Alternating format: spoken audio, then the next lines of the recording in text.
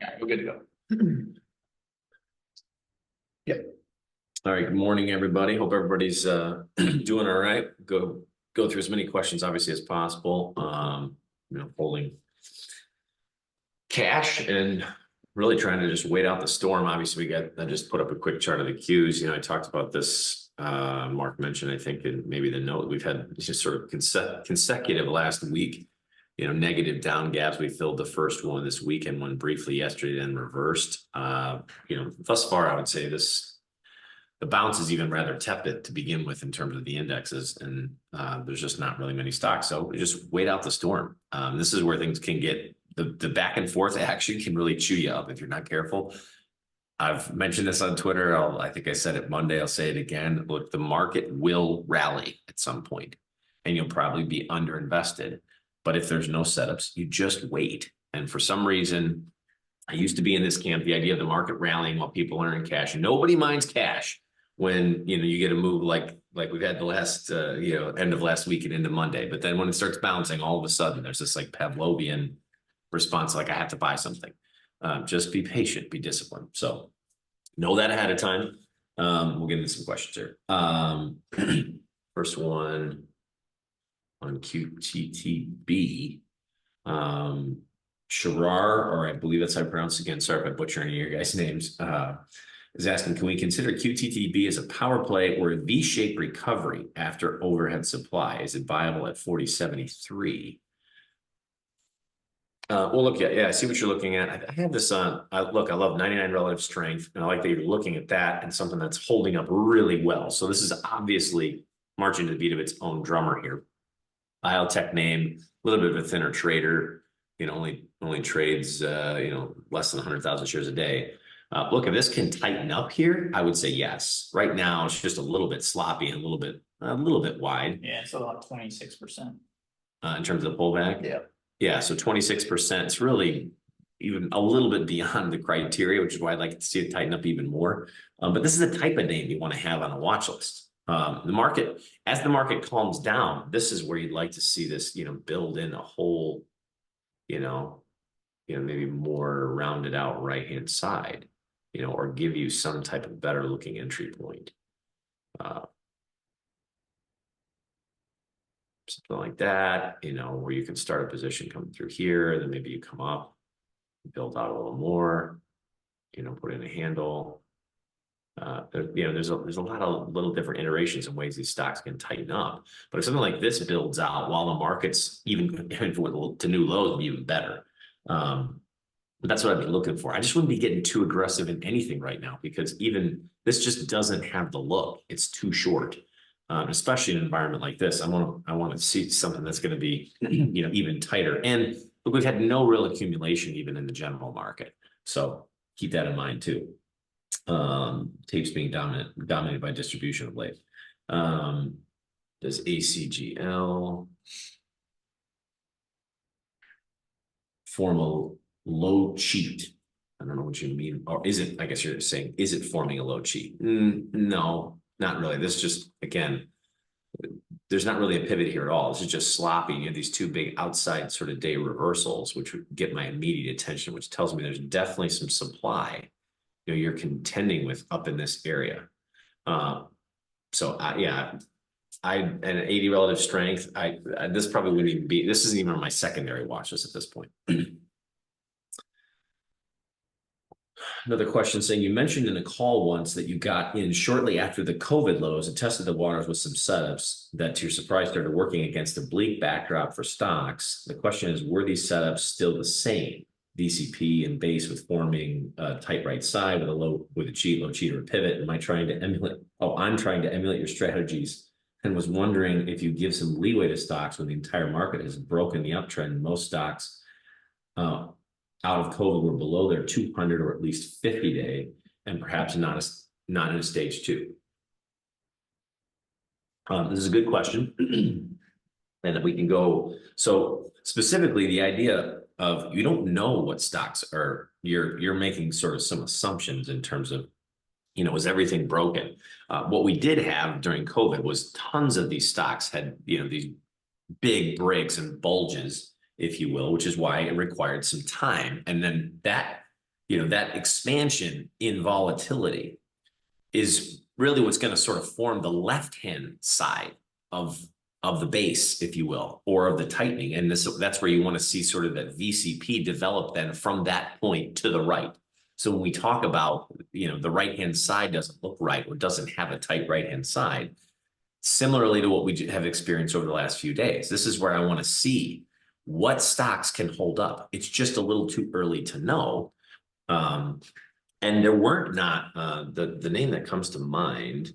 What was the stay-at-home medical name brand? Oh, Teladoc. Teladoc, yeah, T-Doc. Let's get this to go back here.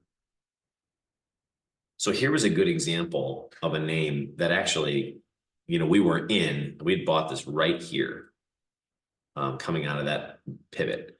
And I think we de-risked into this earnings, and then COVID, this was, we sort of had using the 50-day break even or better rule. COVID hit, the stock it got really volatile, obviously, as you can tell, but didn't even take out its 50, which, was our trailing stop on the remainder of the position.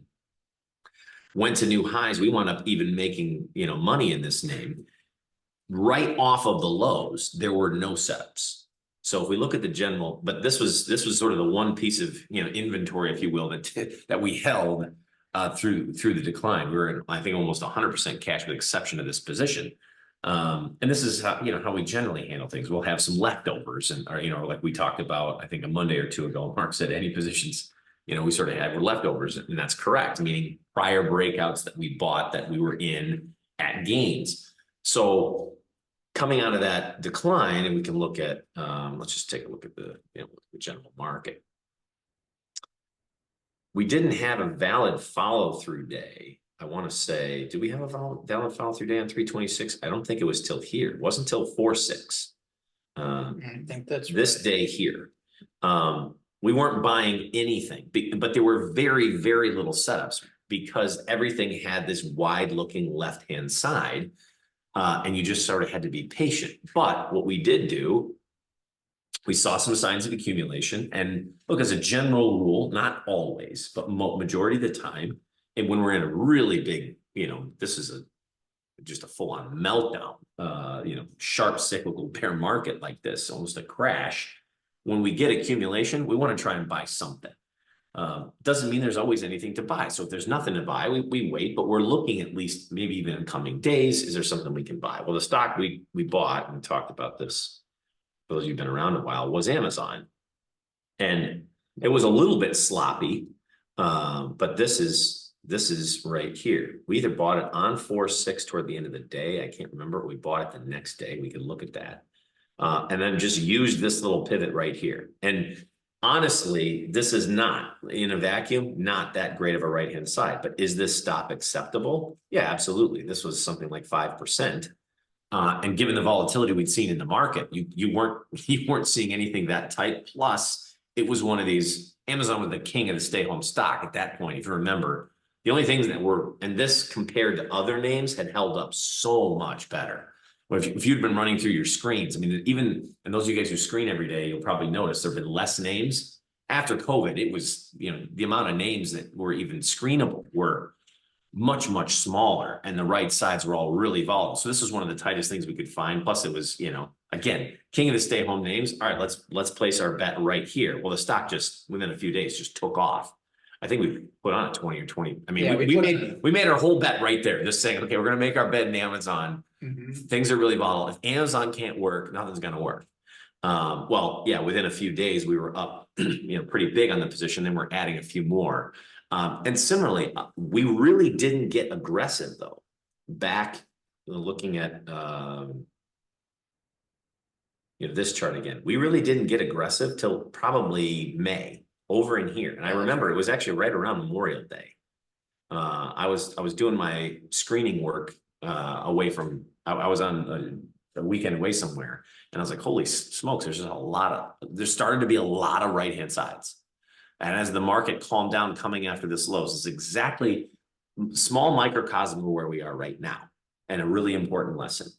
Don't obsess about the lows. wait for there to be setups. If this market is bottomed, maybe we bottomed Monday morning, first tick, who cares? There's nothing to buy yet. Wait for the stocks to set up, and avoid a lot of the chop back and forth. We may have to, chop around a little bit going back to today. Maybe we bounce around, carve out a low somewhere, or put in some type of consolidation in and around the 50, and a bunch of stocks they'll start setting up. That's what we want to be looking for. So I hope that answers the question.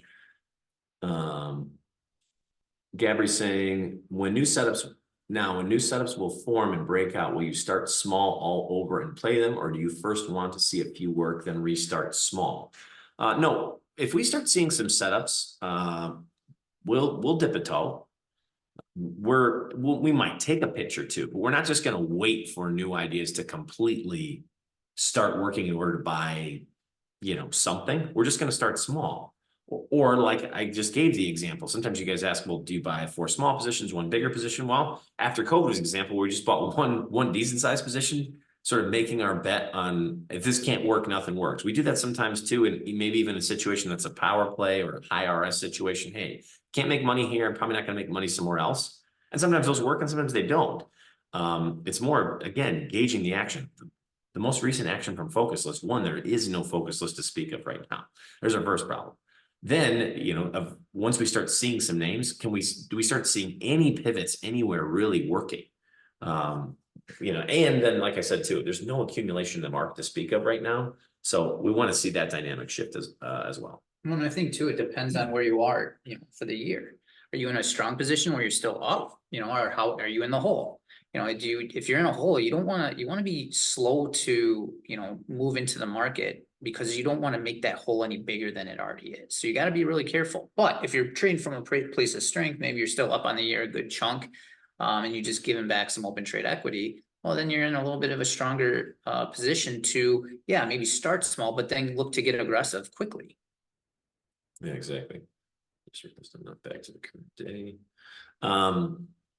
Jerry's asking, the tax year of the UK is started from April. Would you adjust the statistical Excel based on the tax cycle? I don't know what you mean by the statistical Excel. I think he's talking about like, hey, his year over year starts in April, where we kind of do, restart the year in January. I mean, we've always done calendar year, so I don't know what the difference is there. I guess it has nothing to do with taxes. I mean, it's just calendar year, because that's just how we've always done it. Yeah, we don't. I don't even take taxes into account though in terms of our trading decisions or how we track things or any of that type of stuff. And I know we get questions every now and again, long term versus short term. Look, we're happy to pay taxes. Means we're making money. I wish they were lower sometimes, but hey, we're not going to get into politics and all that other nonsense. Michael's saying in his book, Mark describes that late stage bases are often wide and loose. Would you consider ELF to be such a base? If I'm looking at late stage bases, first things I want to see, has the stock come a long way? Well, this would be definitely a candidate for that. Your first base was probably, coming out over here. So you're going to call this a base 1, 2, 3, maybe this is a 4th stage base. And then, just do a little bit basic measuring, 220 down to 150. Okay. It's definitely a little bit wider and looser. 30%. Yeah. It's just sort of the nature, of a stock that's not a secret anymore either. They just, the higher up the mountain you go, it gets a little bit wider and looser. The key though, you don't have to necessarily avoid late stage bases. You just want to be mindful. And we tend to trade those, or I'm almost never going to play a late stage base for a bigger move. It's always going to be more of a tradable situation, because I just know we're higher up on the mountain, right? The stock isn't as big of a secret. There's a lot more players that are already in it who are going to be subsequent potential profit takers and sellers if that base starts to break. So, this is a name you just have, again, on a secondary watch list. It's holding up pretty well. If this can put in a right side, it's potentially tradable. But is it a candidate in terms of, has it had a number of bases, made a long move? Yeah, it is. Eric is saying, do you make any modifications to position sizing when shorting? There are fewer at bats, given the more limited feedback, greater potential gap risk. It would seem that a smaller position size is appropriate. Again, in terms of shorting individual stocks, I would absolutely agree. I don't think I've ever aggressively shorted individual names. Talked about shorts a lot and saying, guys, that is not our bag and bread and butter. If we're going to take a big short, it would be something where there's really good liquidity, like an index. But we're just looking at it in terms of risk reward, no matter what, and we don't do a lot of shorting. So that's something more just to keep a pulse on things and maybe chip up versus getting really aggressive. Christian is saying, given the high correlation of equity securities, breakouts are unlikely to work unless stocks in general are under institutional accumulation. Therefore, aside from your own recent trading, what front-end market timing filters do you use to signal favorable market conditions in which breakouts are likely to work? I'm just trying to make sure I understand this. I don't know what you mean by front-end market timing filters, but this lasts really 3-4 weeks, really almost going back, 5 or 6 weeks, is pretty classic. I don't consider any of those things front end filters, if you will. But what did we see? We saw anything in terms of merchandise for potential purchase did not act very well. Our STEM model couldn't really get off red for more than a day, meaning, and that's just a real-time indicator for what is the trading environment like. If the individual stocks, are the biggest tell, and they absolutely are, what did we learn? Follow the stocks. You weren't getting much long side traction in low risk anything anywhere, at least the way we look at the market. And then lo and behold, what do we have? Then a big break comes subsequently weeks later after distribution starts coming in off the top and off the highs.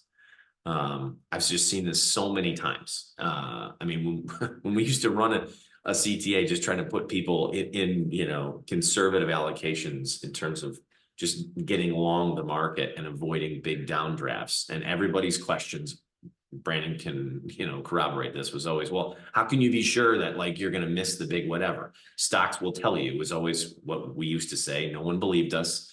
I didn't believe at the first master trader program, and I was like, you're telling me the stocks will keep me out of harm's way. And, well, if you actually follow them, they were telling you weeks ago. It's not really that great of an environment. So how could you have possibly been 100% invested or on full margin coming into even the back half of last week? You should have been probably conservatively invested well ahead of that. So when we say the stocks, we really mean the stocks. But then, basic accumulation distribution. I just mentioned, look, if we get some type of a follow through day or see accumulation come back in the market, we'll look for something to buy because it tells us that the winds have at least started to shift. But the crystal ball, if there is one, is the action in the individual names. They will always keep you out of harm's way. Doing the work. Yeah. Exactly. And keeping a pulse on this stuff. Some of you guys are new to this, and we've got a number of people saying, I really learned in this last period, more how this works. Fantastic. Reinforce that, because every cycle, it may play out a little bit different, but you will see it first. I've just never, again, I've only been doing this 15 years, but I've never seen a period where, there's just tons of great setups, everything's working, and then there's a giant rug pull in the market. It's never happened. The institutions start piling out after the leaders and the names that we're focused on start acting squirrely or aren't working.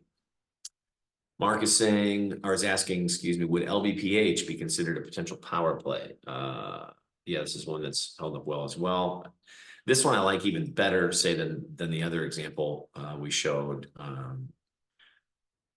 Yeah, 27% drawdown from high to low because of how the worst 2 days. The price was able to snap back and close within the max 20% drawdown required for a power play. Yeah, and he's asking about QTTB. I like this one a little bit better. This is exactly where, okay, maybe this just stays tight over a few days, right in here. You get something like this. Maybe even you get a little pullback buy on a day like that, but then you sort of stay tight in here. This is absolutely the type of name I'd potentially be interested in, coming out of a little pivot like this. And maybe the market goes to new lows, this just puts in a pivot. And then as the market's coming off the lows, this breaks out, this would be a name I'd be entertaining. Why? Because it's clearly in its own cycle. Okay, is it a little bit of a stretch because the 27%? Yeah, sure. But it's holding up well. It's a 99 relative strength. And if we get a tight right side, this is a name you should be looking at. And put it on a secondary or a primary watch list and see. Now, where do we go from here? Any name that looks like this right now is what I want to see. There's just no right side yet. This is where this may take 3 weeks to build out. We don't know. It could carve back and forth and then tighten up. And this is where, as that volatility starts to get squeezed out of the general market, that's sometimes where these pivots start to form.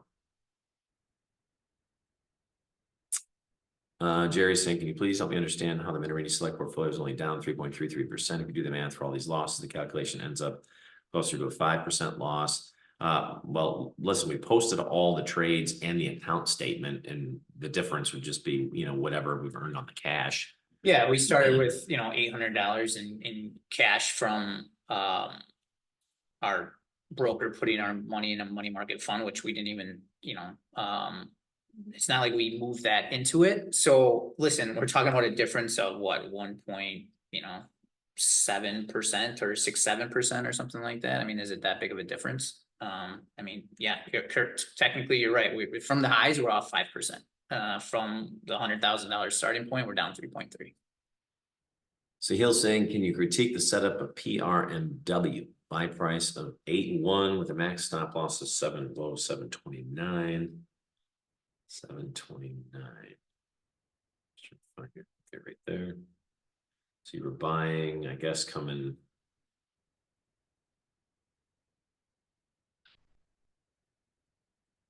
The high of 8.1. Maybe you're talking about, of course, it failed miserably today. I was not going to buy it today because of current conditions. Yeah, I wouldn't have bought this.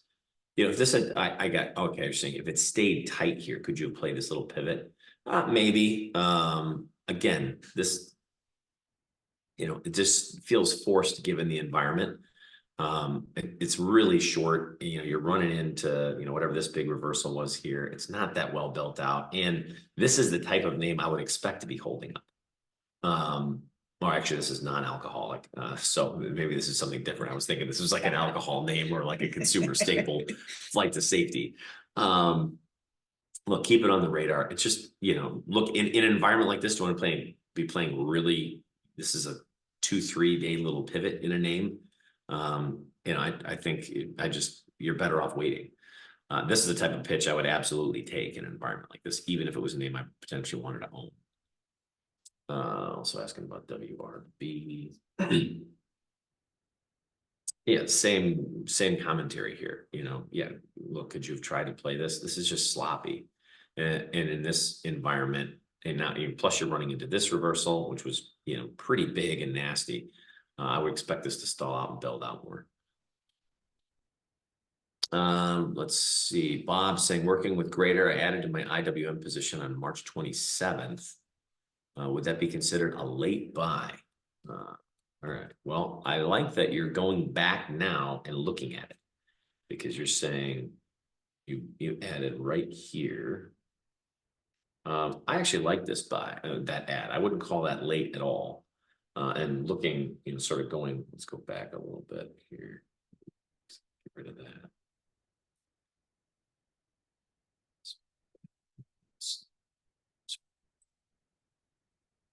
So yeah, you were just sort of buying this little, you had a little, mini kind of VCP or a little cup and handle to complete the pattern.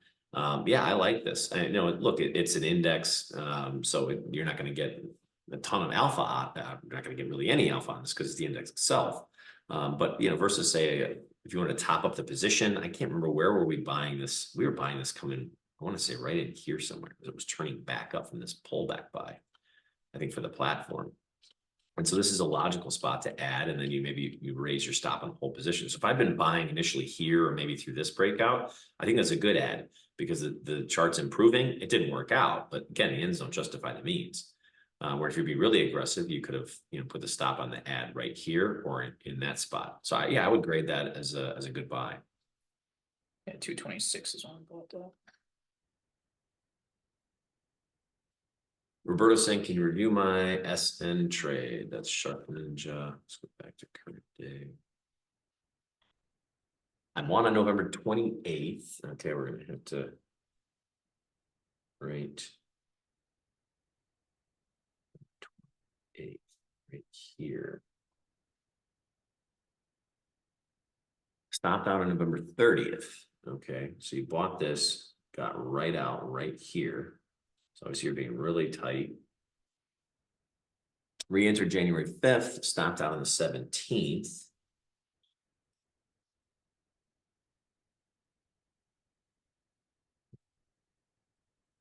I'm sorry, January 5th, my apologies. Right here, so you're trying to catch this, I guess, coming. And stopped out on this day.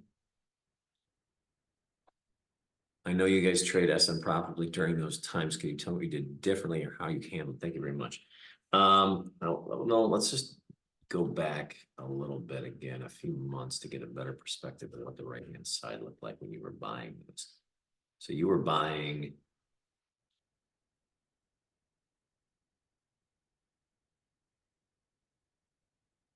This buy here, I don't mind you trying it. You know, you sort of had this VCP. It didn't go. You're probably a little bit too tight on it. You know, this is again newer issue. And then, yeah, I wouldn't say those were terrible buys. Either you were a little bit too tight. This wasn't that crisp. See how this right side, if I'm going to be really tight on something, it's because the right side is really, really tight itself. Yeah, this would be normal for this to do either what it did, even to pull back into the 50. So that's where I want to be positioning myself so that normal price action doesn't knock me out versus abnormal. We were not buying for here. This was a name we had on the radar. And actually we were looking at it over here and passed, and then bought it 26th. February 26th. Yep. Yeah, we bought it right here. And this was one even. We were buying this thinking, okay, because you see how you sort of had this little mini, you know, I guess you could call this a VCP. It wasn't perfect. And we bought this and, you know, then it sort of took off. But again, primary base, we're sort of, you know, if you looked, you sort of drew over here, you made the new highs. You could tell this was sort of competing with that old high a little bit, coming off reversing. We had this reversal here and we came back up, tightened up a little bit. And that's where we bought the name. I think we buy that for the platform as well, or we just put it on breakout alert. I can't remember. Yeah, I don't remember that. And you know, obviously the name's held up really well. We sold, you know, a little bit too early, but took a nice trade on it. But sometimes this is a situation too, where even with a primary base, you've got to have a re-entry mechanism. Okay, you tried over here, you get stopped out. Okay, look for another pivot. You tried it another time. I got stopped out again. And listen, there are times we've tried trades 2, 3, 4 times in order to get them right. That's just my question would be, why did you buy it back over here? And in fact, I do like this entry better than this one over here. But it didn't really set up perfect in any of those circumstances. So it wasn't, you know, this was not aces in my opinion at any point. Robbie's saying was going over some old trades in the platform. One trade I had a hard time visually understanding was the TDOC trade. Oh, that's ironic. We just talked about it. Seems so volatile and wild. He's talking about, when we put this on the platform, we just talked about TDOC earlier, but we can go over that again. And you're correct. I remember this one really well. It was a little bit more volatile. He's saying he's going through sort of the archive. And this was a situation where we just kind of said, you know, look, this was a stock that had more than doubled in the prior period of time while the market had absolutely gotten annihilated. And it was one of the few stocks that were at new all-time highs. So we're just trying to figure out, is there a way we can get on board this name? And sort of treating it a little bit power play-esque, where, okay, we had this like 20% pullback and we just used the range kind of this day. I remember it was either Mark and I discussing it, Brandon and I, or us saying, the minute this turns up, let's just see if we can get a hold of the bucking Bronco with a tight stop. And so that's what we did. It was definitely creative. And And again, the end zone justify the means, but given how powerful and under demand the stock was at the time, it was one of those, okay, how can you get on board with a really, really tight risk? Was it a perfect VCP? Absolutely not. And the volatility, again, in general, the market was really high. And this was a 99 relative strength. So it was just sort of, look, can we catch it? Coming off the lows. That's how we were thinking about it.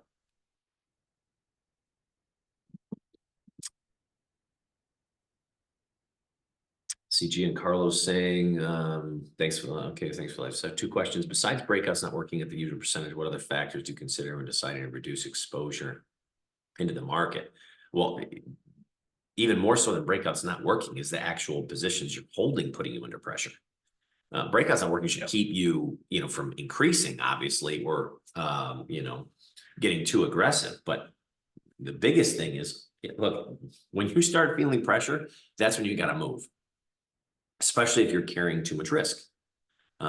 So if you look at how, sort of the MST trades, we pressed it a little bit, maybe getting a little bit aggressive, thinking, okay, are we gonna sort of hit a straightaway coming out of the turn, use like maybe Mark's racing analogy, with the idea like we can hit a straightaway here, and we never did. So we just quickly backpedaled every time. But it's always look at your positions first. What do you own? How's it acting? Then what's in your universe? What's on your watch list? How are they acting? That's 1 and 2. In addition to reducing exposure, have you ever considered tightening stop losses as a way to manage risk when you see the market turning unfavorable? Absolutely. Mm-hmm. That's precisely what you do. So yeah, I think you're thinking about it correctly. And listen, there will also be times where a good example would be for anybody who got knocked on a name. Palantir is a good example. Actually, we had a leftover position in this. I'd like to own this name back. We had a small leftover position in this, and we were buying, coming off this low sheet, sold some into this move. We got stopped out of this and sold it right on Monday's open. Well, the stock went down a bunch. Now it's higher. Did we do the wrong thing? Absolutely not, because we would have been absolutely blown out down here. Anyone looking at a chart like this of a name they sold that had this, really volatile action that has snapped back, that is regretting their decision, does not understand how this works. We want to be getting tight and removing this type of action from our equity curve as fast as possible. And when you have good tactics, you can always get back in. I'd rather buy Palantir back at 50 coming out of a really good pivot than holding through this kind of stuff. So just keep that in mind. Our goal is managing that risk reward relationship. Once you start holding in really volatile situations or widening stops when volatility increases, you're literally an accident, and at best, highly volatile trading waiting to happen. Or you're going to have some huge swings in your equity in your future. Donald saying, have you made any trades this week? If so, can you share? No, definitely not. And guys, there's been periods, some of you guys have been around for 22 where, like, if we had 2022 to do all over again, I think Brandon and I would probably go to the beach for the year. Or done all these webinars, some Q&As from, I don't know, from a vacation home somewhere. We don't know that in real time. But when things aren't working, we're telling ourselves to think, just stay small, stay conservative. So. Yeah. And I think too, like a lot of people get hung up on, they're more worried about missing the potential upside than, getting hit on the downside, where we are way more concerned about giving money to the market that we don't want to give it. We don't want to take, like right now, it'd just be foolish to take any risk, given that one, there's no setups. And again, we haven't seen really any accumulation.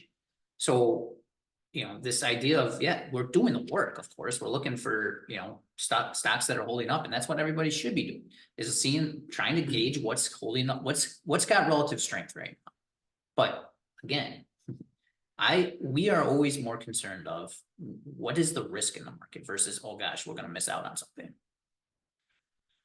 Matthew saying, good morning, greatly enjoyed the Trader Line session. How do you all look at a day like Monday as it relates to setups? Meaning if the overall market action resulted in an apparent outlier for a particular stock, which is setting up well otherwise and continues to set up, do you ever discount the Monday action for a stock, or regardless of recent action, Monday drop, increased volatility, end of story? Well, it's more the latter, but if you've got a specific example, Matthew, like somebody talked about LVPH, okay, could we still consider it because it's pulled, back more than 20-25%? Well, just don't call it a power play. It's just still a 99 RS name that's holding up really, really well. So of course we're still going to consider it.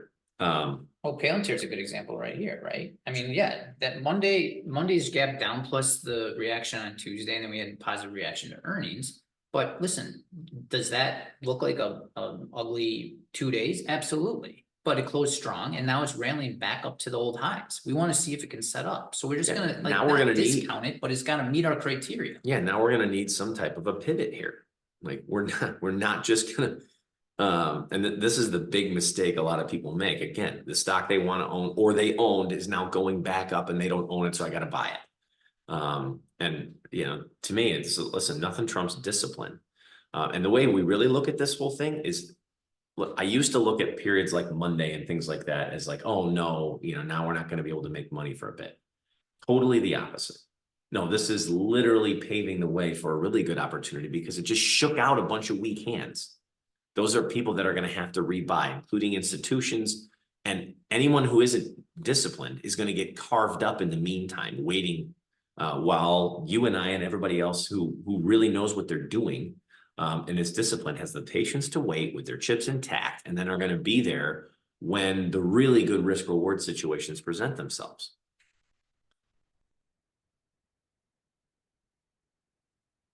Andrew saying, when the market experiences a significant decline like the one in the past 2 weeks, what characteristics do you look for when re-entering stocks? Do you tend to look for stocks with shorter bases and power plays in this type of environment? The answer is what sets up. We want the stocks to pick us. So if we see some power plays, sure, absolutely. Power plays in a scenario like this, yeah, are definitely going to get our attention because it just shows that subsequent strength is that much more powerful, meaning it wasn't even able to pull in with the market coming in strongly. But right now, it's what can put in a constructive right-hand side. And the reason we're not seeing anything just yet is because it's only been a couple days. So look, even a stock like, let's say Palantir goes into new high ground here, or a name like this, it just vaults into new highs. This has got my attention. Now I may have to wait. Again, I may have to wait for a viable pivot 20, 30, 50% higher, but I'm not looking to get the low price. I'm looking to get the right price. And, the first thing to come into new high ground, that's telling you something. It's just not price ready yet for us to buy it. I'll save that for another time. Let's just get into the idea. Like, listen, if you're not willing to wait, look, if you just want to buy every name that you've always wanted to own, that's fine. But you're not going to be able to be disciplined as well. You can't have it both ways. You can't own everything you want to own and be a disciplined trader, because they're mutually exclusive at some level. At some level, even though you want to own something, you have to ask yourself, is this really set up in a disciplined way for me to get on board? If it's not, then you can't own it. Suleiman saying my batting average is 8.8 is roughly 8%. Average gain is 1, average loss is 2.4. How do I improve my numbers, and what advice do you have somebody like me in this position?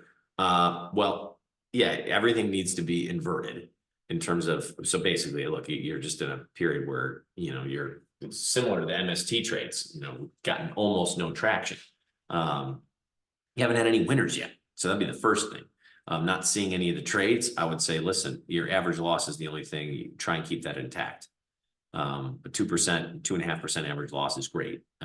If you can do that and then start taking gains at multiples of that, and you get into a better environment, the batting average is going to improve. So I also didn't see how big of a sample was that. My guess is it's a pretty small sample size. Alicia's saying bought Rambus on 713. With the platform, sold it on 720. Oh, 23. I was like, I don't remember. That's right. That was a year ago. So I haven't seen Rambus in quite a bit. Yeah, we were playing it coming out of this sheet. I believe we played this as well. Yeah. I got stopped on it, if memory serves me correct. 720, yep, right here. I'm really wondering if this was a good buy due to volatility in the base and overhead supply. I'm also wondering if I should have reduced it as it squatted on big volume at 714. Yeah, look, is this a viable cheat? Yeah, absolutely. And is this, yeah, it's mid-single digits. I think this is a fine buy. The question only thing you might say is, look, I could have started a position here because you're still running in, to this bit of overhead and expecting it to sort of build out, which is what we were doing, and then be looking to add if it could subsequently improve and tighten up. It didn't. Could you have reduced on this? That would have been aggressive, maybe. Outside day, not ideal, but it hasn't failed yet. So that just depends on how tight do you want to be. And then again, how are your other trades going? So let's just say this was an ugly day in the market, or maybe I was getting hit on other things, and now I'm sort of back to my break even on this close. Then I might cut the position in half. I wouldn't cut the whole thing unless I'm really starting to take water on other places. This is also, I was grading some of the MST trades myself, and in one of the annotations, I put, moving the cash in one or two, like the sell on Burlington, because I'm looking at the setup. I'll just show you that as an example. I'm going to give you that date printed where we're selling this. Yep. This in a vacuum, I think we're selling it right here, maybe. Our last sell was the 19th. 19th, right here. Look, in a vacuum, this is just pulling right back to the break. I'm not doing anything wrong, and we're up on the position a little bit still. So I just put in the notes, for myself. We were moving the cash because we just didn't like what we're seeing elsewhere, and made the decision, look, are we okay taking everything to stops at this point? We decided we weren't, just sold everything. Well, I just put that in the notes. So it wasn't necessarily that the stock itself was doing anything wrong. So, and I would put, this is where using that annotation in terms of the grading, this is also a great time, guys, to go back and start grading stuff. Great stuff from the first quarter. Now, this is where I think, now that we have the grader and the logger and everything, it's sort of, this is where you can go back and do some real honest looking at all the trades you made. What are my tendencies? What did I do well? What do I need to improve? We're doing the same thing. And then making annotations and notes. And that's where I like that whole annotate thing, because you can put your own notes in there and then go back and take a look at them. A rule saying in Mark Brandon's term, how do you define recession in simple man's terms? The same way the NBER defines recession. We're not doing anything fancy here. And guess what? They won't call it a recession probably until the market correction is over. Spoiler alert. If you're waiting for the recession to show up in order to make decisions in the market's a discounting mechanism. It's looking out forward, this individual stocks, the general market. So anybody, people, it's so ridiculous. All these people making these, claims about, well, this is happening because of that or whatever. Maybe. And anybody ever noticed, though, most of the people making those claims have never made any real money actually trading or investing in markets. They're talking heads for a reason. And they seem to be wrong a lot. And they're wrong all the time. Financial analysts and they're worse than the weatherman. And I don't say that to be disparaging. Look, if you want to make a living doing that, we're talking about, pulling real money out of the market. So, okay, you get this big move, just looking at the cues. This is a 17% move in 3 or 4 weeks. Yeah, the market is potentially discounting an economic slowdown. We've been talking about that for a while. Maybe once the news comes in and the Fed's finally cutting, and maybe it's selling the news event. Well, that's what we had in the short run. Does that mean we're having a recession? I don't know, but by the time the recession shows up, the market will have bottomed, historically speaking. And I made that point even after COVID, and everybody said I was an idiot.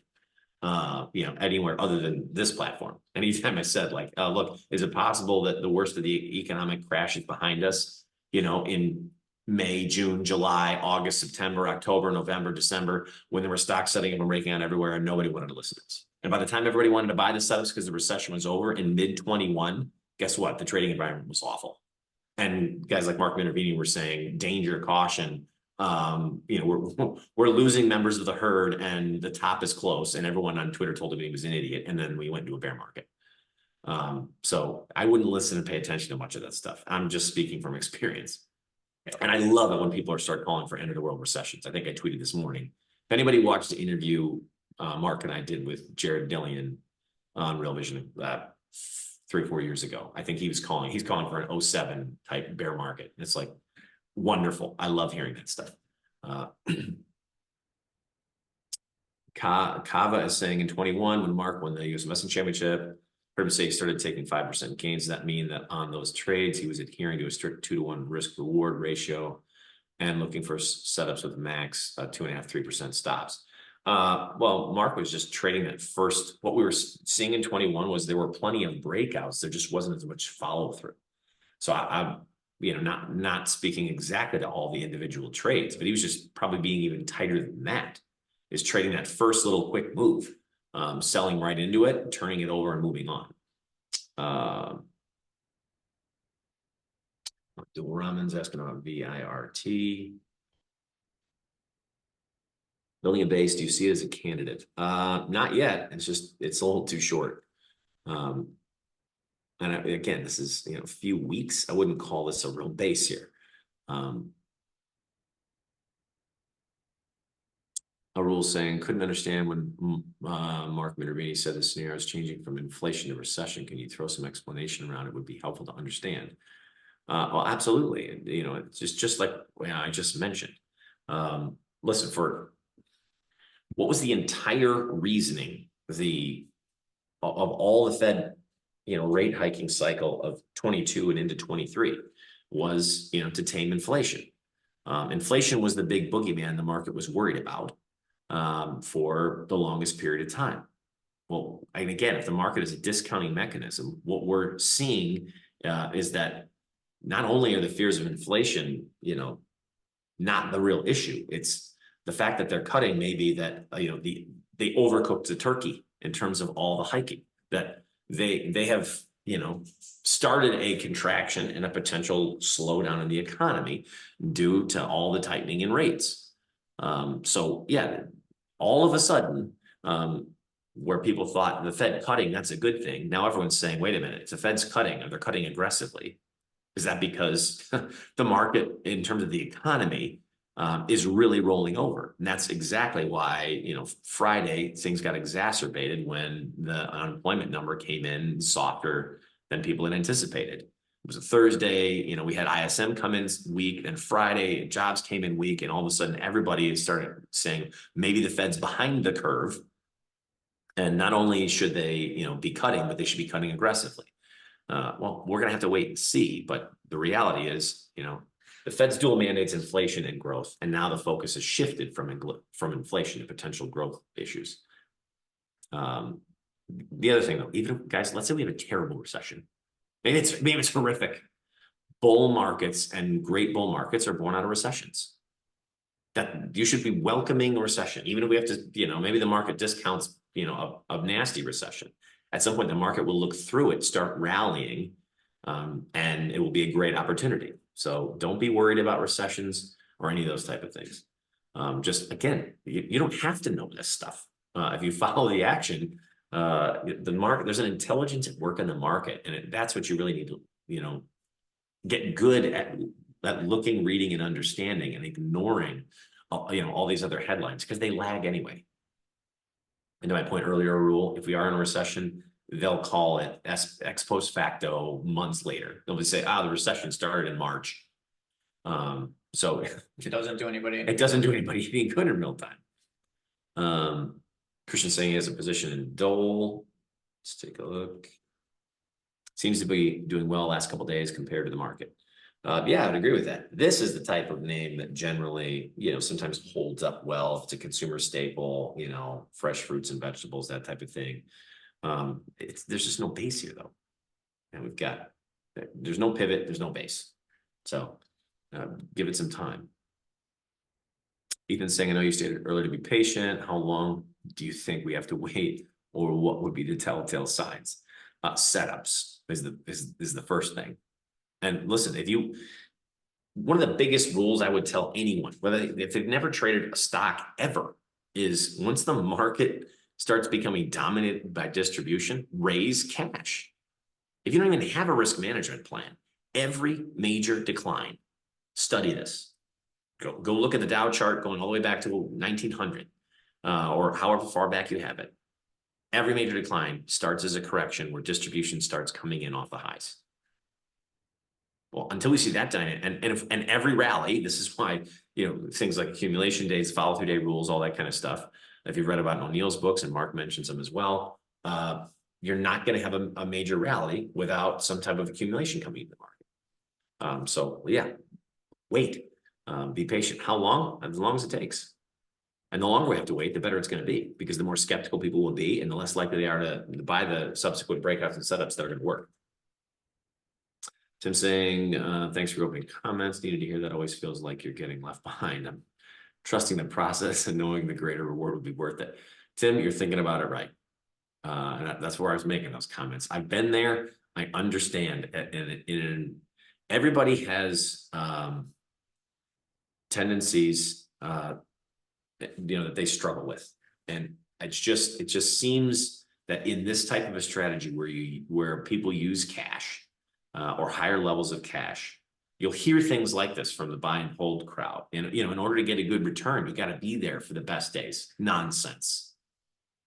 No, you need to avoid the worst days, in my opinion, to really rack up a good return, or a good return that is better, not just in terms of total compounded return, but risk adjusted, meaning avoiding these enormous drawdowns. Anybody who says that, in my opinion, does not know anything about real risk management. So if your goal is to buy lows and sell highs and that kind of stuff, I can't help you. If your goal is to compound really good risk reward situations and good decisions, then you're in the right place. And that's going to require, to occasionally go, okay, the market's rallying today and I don't own anything. That's okay. That means there either wasn't anything to buy, or the environment hasn't been, good for the stocks that are in our universe. They're not set up yet. So you got to wait. Bo was saying, can tomorrow be classified as a day for follow through day? Yeah, that's correct. We'd start looking for that potential, in the coming days. Can we get, the market to close higher than 1% on above average volume? And if so, that's, we'll be looking. What is there to buy, if anything? Kelly saying, enjoyed Brandon's stock analysis this past week, reviewing the grading of his own trades. Would definitely like to see more of it. Okay. Well, yeah, and that's gonna definitely happen, because obviously there's really not much to talk about. So that was the plan. That's the plan going into this weekend as well. So right. And this is exactly, we're talking about the same kind of things, saying, grading trades. What do we do well? What do we do poorly? Where can we improve? This is a great use of the time right now. Dr. Amini saying, I know we're not in the prediction business, but what if we were going to have a 6 to 8 month market correction of up to 15 to 20%? Besides sitting in cash and not forcing trades the way to be, but there would be good opportunities on the short side. I know you don't short, but there are shorting suggestions on the open positions. No, I didn't say we don't short. I said shorting has not been our major profit center. I'm just stating the facts, guys. I mean, if you want to really become a proficient shorter of the market or of individual names, that's not really what we do here. That's not where the really big money's made. Furthermore, I would just, ask yourself, in the spirit of trying to model yourself after the most successful traders and speculators of all time, almost none of them that I'm aware of are regular on the short side. Some trade both sides of the market, but look at the most successful traders of all time. Most of them, either do both or focus more on the long side. Or made their good money on the long side. That's just the facts. So that's where we come down. This doesn't mean you can't do some shorting when they're opportunistic and they present themselves, which is why we throw those things out on the platform. James is saying, when did you sell your position to Amazon? You entered on 4.6. We sold it in pieces. I'm sorry, going back to 2020. I can show that real quick if we want again. I want to say we actually held a piece of this. Oops, sorry. Why is that?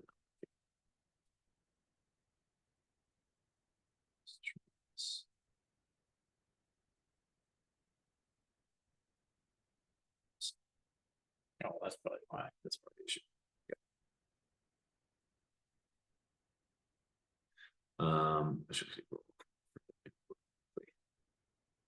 I want to say we sold,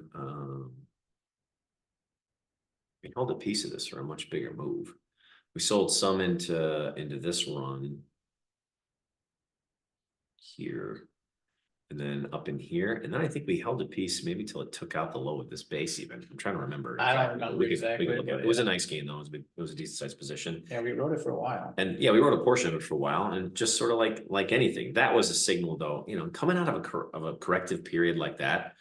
If you can grab something properly, that's where you want to try and play a portion for a bigger move because you just know there's been such a washout. You know, Yeah, and this is actually an example of being prepared for when that happened, that was our plan going into this trade. That we wanted to try to give us the benefit of the doubt, at least on a portion of the position to hold for a much bigger move.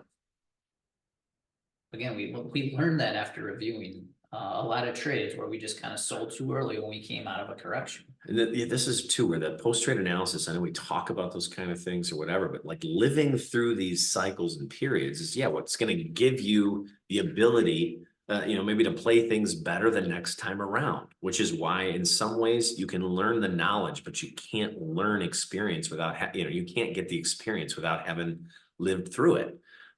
So again, if you're newer, you know, don't be too hard on yourself.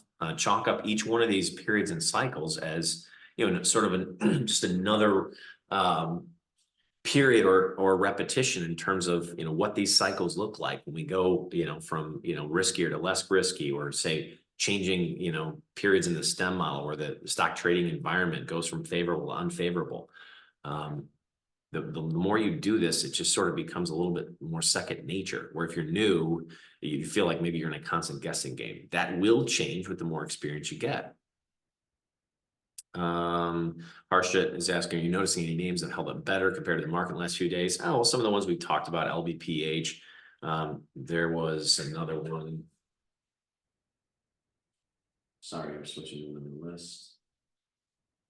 I mean, a name like this CDNA came across, you know, popped up to me. It's too short, but here's another one. Here's a stock that's doubled. Clearly what's going on here, and you know, it's in the medical area, not being affected by the general market. There's no pivot yet. That's okay.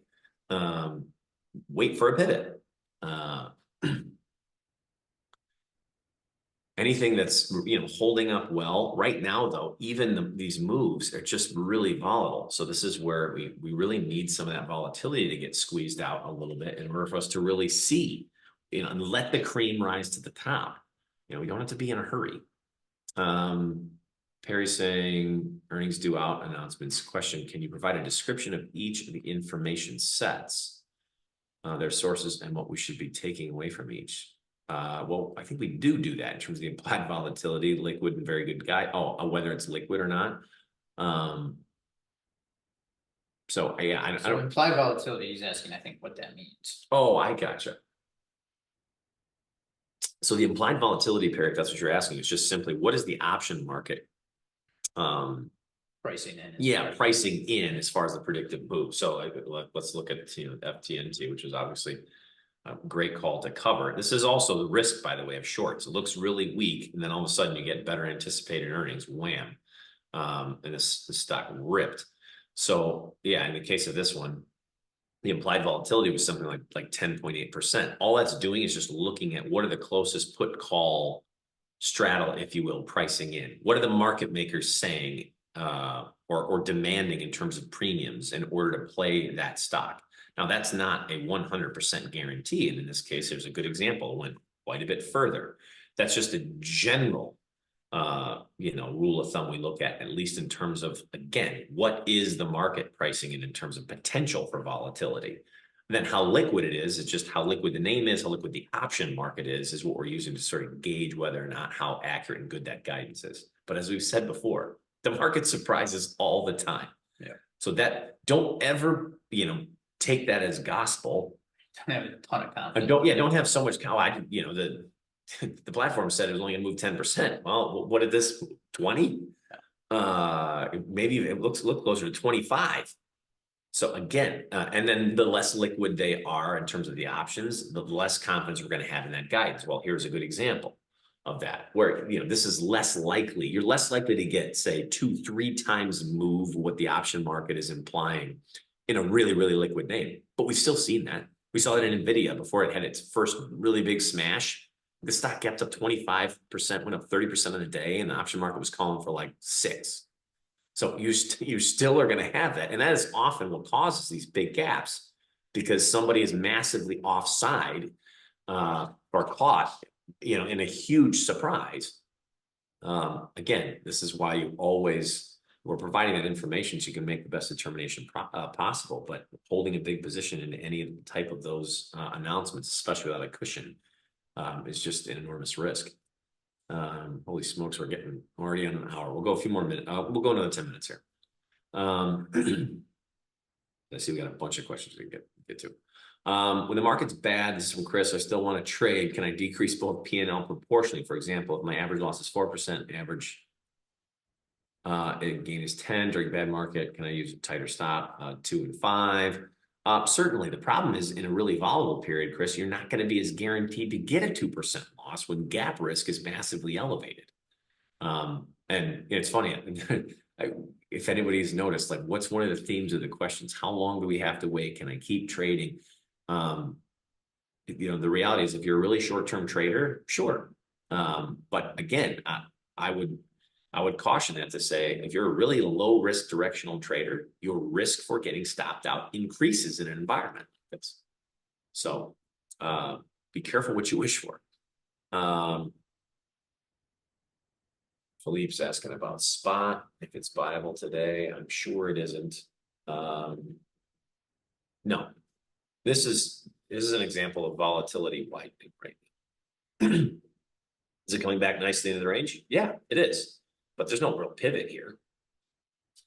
This is a name's held up really well. Obviously, we get the triple-digit earnings on the table. Really good-looking estimates. So, and given how poorly tech is traded, this would be a place I'd be watching. But we need this to calm down and give us some type of a pivot.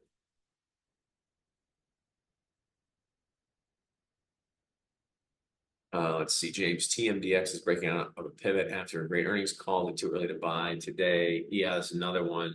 You know, got volatile, you know, sort of through the earnings. I wouldn't call this breaking out either. You had this reversal off the earnings. This is a name I'd like to see again. Can it tighten up? And we're seeing a little bit of a theme in sort of what's the one area that seems to be a little impervious to this break. It's sort of the medical products and the drug area. Well, that makes sense. So maybe we're going to get a bunch of, you know, biotech or drug related names that can set up. Be looking for that theme. It's just a little too early right now. Is it Dragon or Dragoon? Sorry if I'm butchering your name, saying it's literally the first day. Well, welcome if that's the case. Why did portfolio start in March? I think you're referring to the MST. And again, it's not a model portfolio. It's something we're trying to use as an education tool. It's really just an idea we've been kicking around and decided to sort of fund it in March. We jokingly said, well, if we'd started a few weeks earlier, we'd be at a nicer gain than starting right into a string of losses. However, I think it's actually probably a better teaching tool to start the way we did. I'd much rather see, you know, have people learn in a tough period, because we can get through that. You're going to have a much brighter future than, you know, starting off, you know, just thinking every day is a winning day, or all environments are really easy dollar or easy. Let's see a couple more here. HWKN. This is from Odyssey or Odyssey. It's saying it's tightening. 98 RS and seems to resist the market with more tightening days. Could that be viable? Yeah, more tightening days. I wouldn't call this even tightening. This is just, it's strong. You obviously nice response to the earnings. There's no pivot or base here, so we definitely have to wait. We definitely have to wait. He's also saying, could we have a power play advanced tutorial from you know, me? Certainly could. Or we can go back in the review. I was sort of putting in some classic power plays recently into the trade grader and logging those on some old names. So yeah, we could look at some of those at some point. Let's see, Dr. Amini saying a problem when we when we take what is working for a stock swing strategy and apply it to indexes or commodities. I would actually buy indexes and cyclical at bottoms, which requires totally different methods and indicators. Well, listen, I'm not going to speak to other things you're using to, buy things that are falling and that kind of deal, because that's not the strategy. So what do you want to do?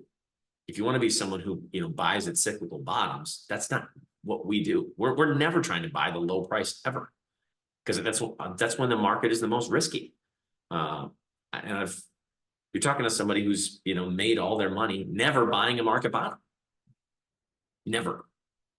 And I'll leave that to somebody else. The way I like to describe it too on the football field, I want to play between the 20 and 30 yard lines. I'll leave the end zones to somebody else. We're going to take a nice, chunk out of the middle, because it's the most volatile in the tails. Rajiv is saying, I've been at SFM since 5.6. Let's go with Sprouts, which has also held up really well. Up about 26%, kept it through this volatile period, but getting anxious every day.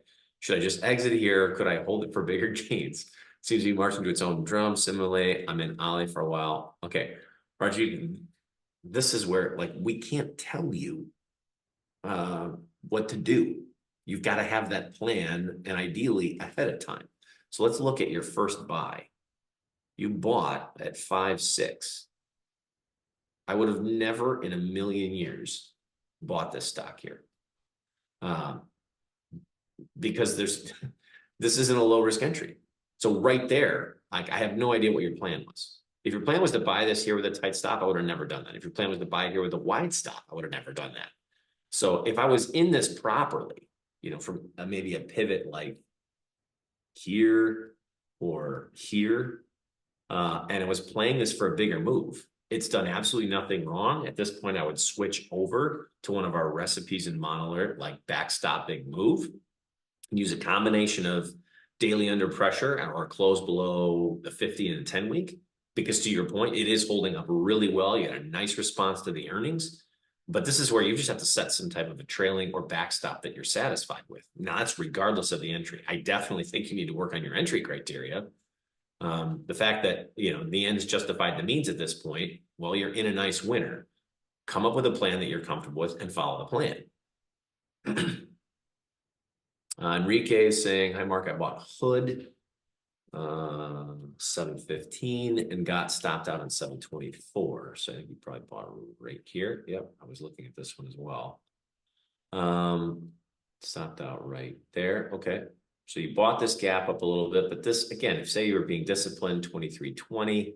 I like your plan here, and this was a strong name. This is a name we tried to buy. I think we tried to play it off this low cheat and just got rinsed here, and then didn't get back in. Weren't able to get back on board. So you're playing it through the gap. Could you retreat the trade? Look, I think it was fine. And this is, I don't love the gap, but is this a buyable gap? Yeah, I think so. And, still mid-single digits. And at the time, this was, I think, a 98, maybe even 99 RS. Now the trade is completely fallen apart. So yeah, this wouldn't even be on my short-term radar. It's just got a ton of work to do. Well, and two, you notice how I was trying to build a right side there before it did ultimately fail in one day. And this was there's nothing wrong with that. Yeah, we were still actually really until you stopped out, and this is where the trade again. This is where the chart, along with your stop, all sort of soured together. That's precisely where you want to ideally be getting out, because now this train is just not coming in on schedule, which is why I like that your plan here. But to Brandon's point, this is even improving. This could have built out a little bit more up here. This is where you add to the name. Let's say it builds out like this, and then comes out, you add to the name. It went the opposite. This is also where, even in a name like this, I might start with a half position or a quarter position, depending on how things are working, and then look to add if it can improve. I went the other way. And look at how much that stop saved you. I mean, this thing has just gotten, blitzed. And even with a good earnings post, I mean, look at how much work it has to do to get back to that spot. So again, the power of stops for those of you who don't use stops. That's a good point too. Brandon brings up, you look at this on paper and he goes, 600% earnings, 40%, and you got an increase in everything looks great except the price. So how much was already discounted in the price? Obviously a lot. This is actually, I will say, this is might be an interesting way to end. I'll show you this at the end, but there was an old power play we were looking at. And just making this point about don't fall in love with the fundamentals of the story or any of the stuff. Trust the price action and the tactics. Another question, we're getting another questions on a lot of different questions on LVPH. Look, guys, keep it on the radar. We've talked about it. So it's good that a lot of you guys have an eye on it. It means your eye's improving. And they should start sticking out like a sore thumb if or when we start to get some setups. Shireen's asking about Abercrombie. Can we consider? No. Once the situation stabilizes, okay. Well, look, yeah, but I'm going to see this. You know, this pullback now this is the biggest pullback since probably the beginning of this move. Turn over the weekly. Yeah. So, and we're talking. This is probably getting close to 35-40%. I'm going to want to see, this is going to have to mark itself up and build a whole new right side. You get the 50 turning into a downtrend. This is an avoid for now.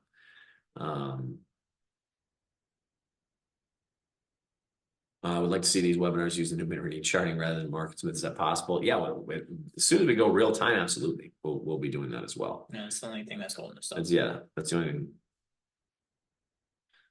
thing.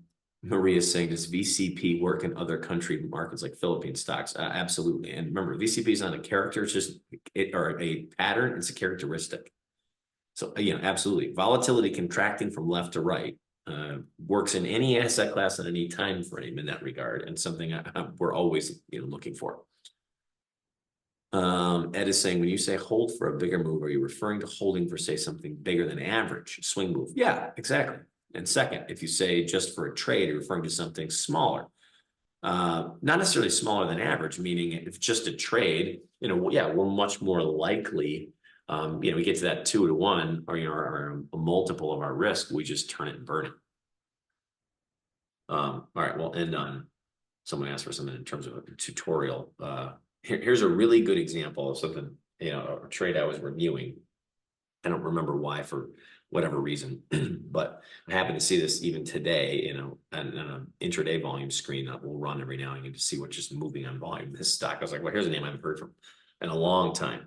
So the earnings and the fundamental story here are better, at least, than when we were buying it, and the stock is now at $2. We were buying this right through here. Classic little power play. Triple digit earnings, came up, put in this little low cheat, and the stock doubled in like 2 or 3 weeks. You had to hold some through the earnings. We didn't hold for all this, but just an absolute monster. What changed?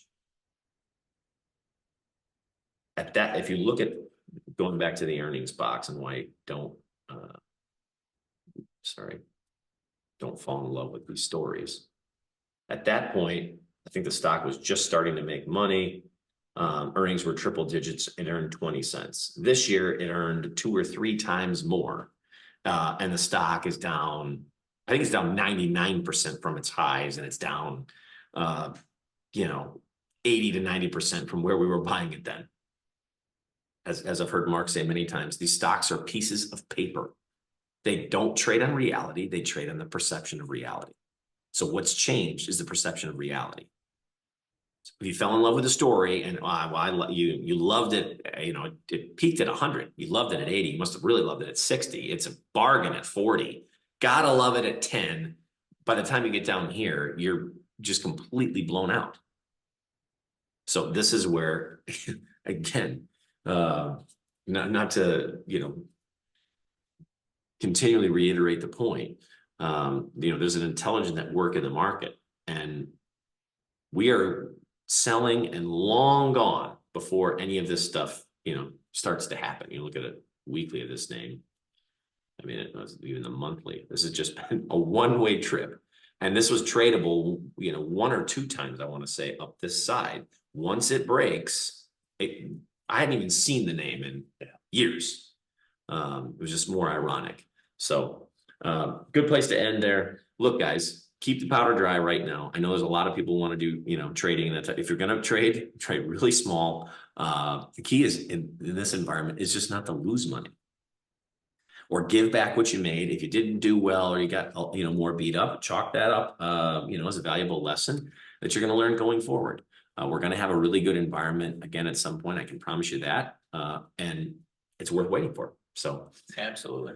yeah, that being said, I know we didn't get to everybody's questions. Save those for Monday. We'll have, more time for potential Q&A or tutorials, depending upon how long we have to wait to see some setups. And yeah, just be patient. So we'll weekend video this weekend, and then monitor the platform for updates. We'll see you guys again on Monday.